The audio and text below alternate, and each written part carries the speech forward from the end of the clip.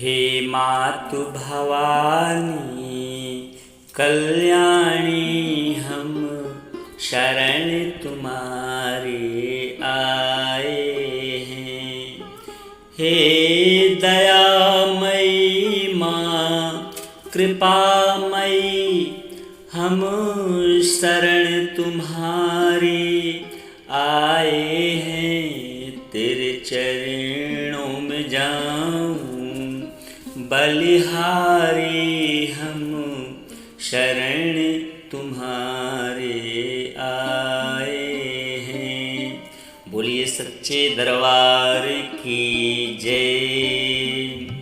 प्रिय भक्तों, नवरात्रि का व्रत आरंभ हो चुका है और अब से लेकर के अगले 9 दिन तक देवी के सभी 9 रूपों की अलग अलग दिन पूजा की जाएगी।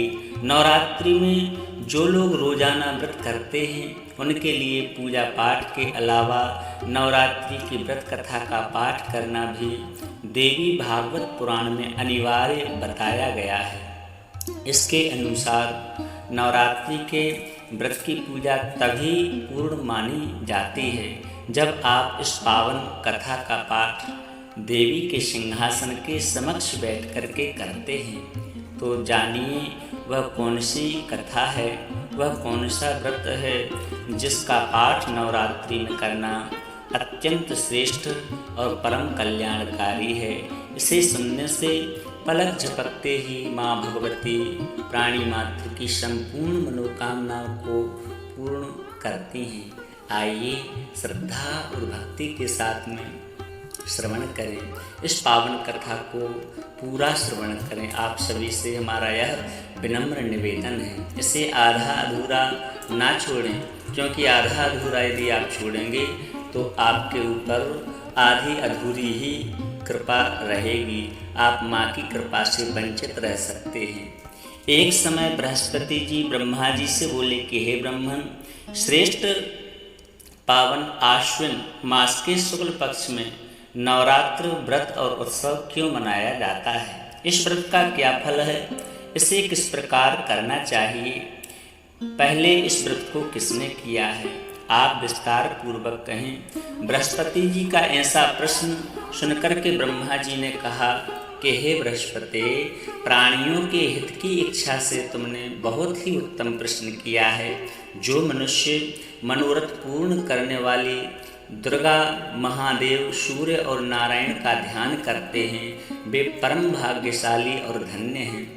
यह नवरात्र व्रत संपूर्ण मनोकामना को पूर्ण करने वाला है। इसके करने से पुत्र की कामना करने वाले को पुत्र, धन की लालसा करने वाले को धन, विद्या की चाहना करने वाले को विद्या और सुख की इच्छा करने वाले को सुख की प्राप्ति होती है। इस व्रत को करने से रोगी मनुष्य का रोग दूर होता है, मनुष्य की संपूर्ण विपत्तियां दूर हो जाती हैं और घर में समृद्धि की वृद्धि होती है। बंध्या को पुत्र प्राप्ति होती है, समस्त पापों से छुटकारा मिल जाता है और मन के सभी मनोरथ सिद्ध हो जाते हैं। जो मनुष्य इस नवरात्र व्रत को नहीं करता वह अनेक दुखों को भोगता है और कष्ट व रोग से पीड़ित होकर के अंगहीनता को प्राप्त होता है। उसके संतान नहीं होती और वह धन धान्य से रहित हो भूख और प्यास से व्याकुल घूमता फिरता है तथा संज्ञाहीन हो जाता है। जो सधवा स्त्री इस व्रत को नहीं करती वह पति सुख से वंचित नाना दुखों को भोगती है। यदि व्रत करने वाला मनुष्य सारे दिन का उपवास ना कर सके तो एक समय भोजन करे और 10 दिन बांधवों सहित नवरात्र व्रत की पावन कथा को श्रवण करे। हे बृहस्पति, जिसने पहले इस महाव्रत को किया है वह कथा मैं तुम्हें सुनाता हूँ, तुम सावधान होकर के श्रवण करना। इस प्रकार से ब्रह्मा जी का वचन सुन करके बृहस्पति जी बोले कि हे ब्राह्मण, मनुष्यों का कल्याण करने वाले इस व्रत के इतिहास को मेरे लिए कहो, मैं सावधान होकर के सुन रहा हूँ। आपकी शरण में आए हुए मुझ पर कृपा करें।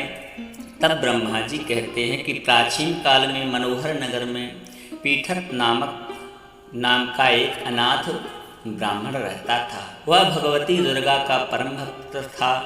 उसके संपूर्ण सद्गुणों से युक्त सुमति नाम की एक अत्यंत सुंदर कन्या उत्पन्न हुई। वह कन्या सुमति अपने पिता के घर बाल्यकाल में अपनी सहेलियों के साथ क्रीड़ा करती हुई इस प्रकार बढ़ने लगी जैसे शुक्ल पक्ष का चंद्रमा बढ़ता है।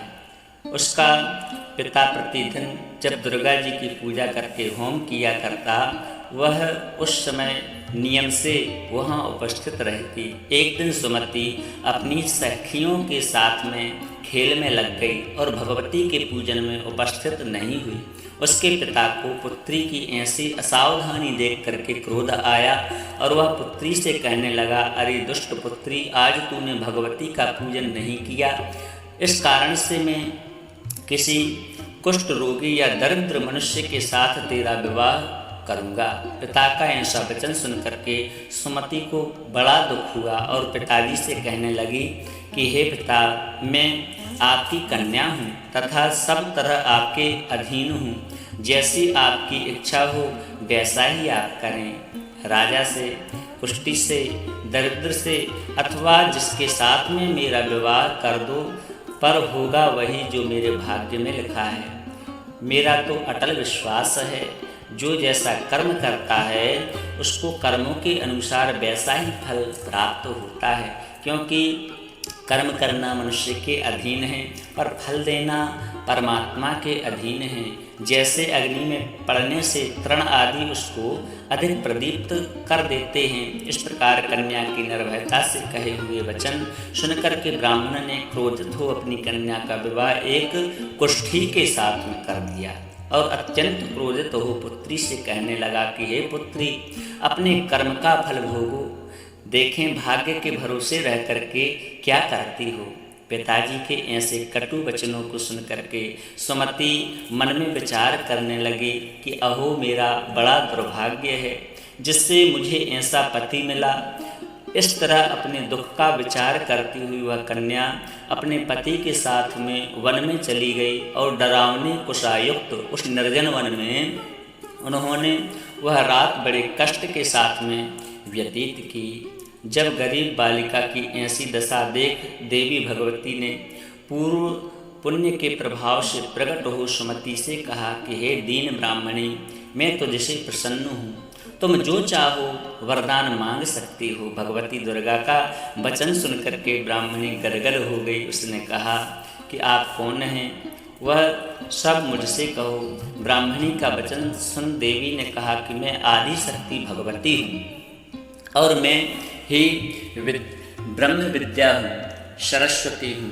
प्रसन्न होने पर प्राणियों का दुख दूर कर उनको सुख प्रदान करती हूँ।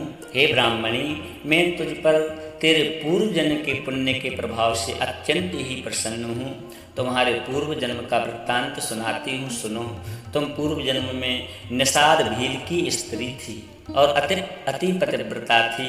एक दिन तेरे पति निषाद ने चोरी की। चोरी करने के कारण तुम दोनों को सिपाहियों ने पकड़ लिया और ले जाकर के जेल खाने में कैद कर दिया। उन लोगों ने तुझको और तेरे पति को भोजन भी नहीं दिया। इस प्रकार नवरात्र के दिनों में तुमने ना तो कुछ खाया ना ही जल पिया। इस प्रकार से 9 दिन तक नवरात्र का व्रत हो गया। सो हे ब्राह्मणी, उन दिनों में जो व्रत हुआ, इस व्रत के प्रभाव से मैं अत्यंत प्रसन्न होकर मैं तुम्हें मनवांचित वरदान देती हूँ। तुम्हारी जो भी इच्छा हो सो मांग लो। इस प्रकार से दुर्गा जी के वचन सुन करके ब्राह्मणी बोली, अगर आप मुझ पर प्रसन्न हैं, हे दुर्गे, मैं आपको प्रणाम करती हूँ। कृपा करके मेरे पति का कोढ़ दूर करो। देवी ने कहा, उन दिनों तुमने जो व्रत किया था उस व्रत का एक दिन का पुण्य पति का कोढ़ दूर करने के लिए अर्पण करो। उस पुण्य के प्रभाव से तेरा पति कोढ़ से मुक्त हो जाएगा। ब्रह्मा जी बोले। इस प्रकार से देवी के वचन सुन करके ब्राह्मणी अत्यंत प्रसन्न हुई और पति को निरोग करने की इच्छा से जब उसने तथास्तु ऐसा वचन कहा तब उसके पति का शरीर भगवती दुर्गा की कृपा से कुष्ठ रोग से रहित हो गया। वह अत्यंत कांतिवान हो गया। वह ब्राह्मणी पति की मनोहर देह को देख देवी की स्तुति करने लगी। हे दुर्गे, आप दुर्गति को दूर करने वाली, तीनों लोकों का संताप हरने वाली, समस्त दुखों को दूर करने वाली, रोगी मनुष्य को निरोग बनाने वाली, प्रसन्न हो मनवांछित फल देने वाली, दुष्टों का नाश करने वाली, जगत की माता हो। हे अम्बे, मुझे निरपराध अबला को मेरे पिता ने कुष्ठी मनुष्य के साथ में विवाह कर घर से निकाल दिया। पिता से तिरस्कृत निर्जन वन में विचर रही हूँ। आपने मेरा इस विपदा से उद्धार किया है। हे देवी, मैं आपको प्रणाम करती हूँ, मेरी रक्षा करो। ब्रह्मा जी कहते हैं, बृहस्पति जी, उस ब्राह्मणी की ऐसी स्तुति सुन देवी बहुत प्रसन्न हुई और ब्राह्मणी से कहा कि हे ब्राह्मणी, तेरे उदालय नामक अति बुद्धिमान, धनवान, कीर्तिमान और जितेंद्रिय पुत्र शीघ्र उत्पन्न होगा। ऐसा वरदान प्रदान कर देवी ने ब्राह्मणी से कहा कि हे ब्राह्मणी, और जो कुछ भी तेरी इच्छा हो वरदान मांग लो। भगवती दुर्गा का वचन सुनकर के सुमति ने कहा कि हे दुर्गे, अगर आप हम पर प्रसन्न हैं तो कृपा करके मुझे नवरात्र व्रत की विधि और उसके फल का वर्णन बताएं। इस प्रकार से महात्म्य की कथा यहाँ से प्रारंभ होती है।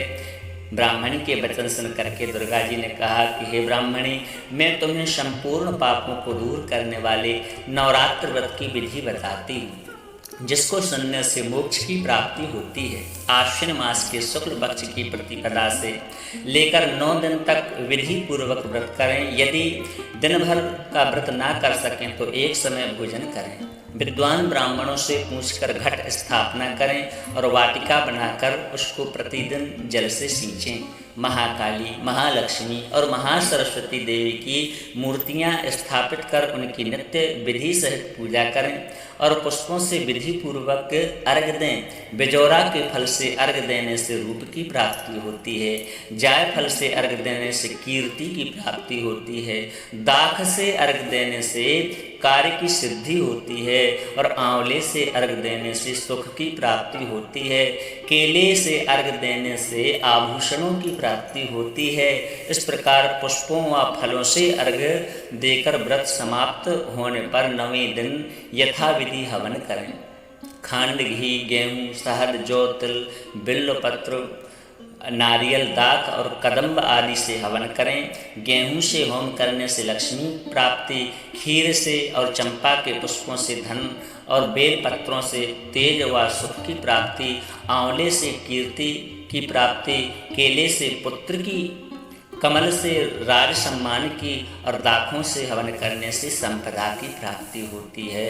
खांड, घी, नारियल, शहद, जौ और तिल तथा फलों से होम करने से मनवांछित वस्तु की प्राप्ति होती है। बेटी, व्रत करने वाला मनुष्य इस विधि विधान से होम कर आचार्य को अत्यंत नम्रता के साथ में प्रणाम करे और यज्ञ की सिद्धि के लिए उसे दक्षिणा दे।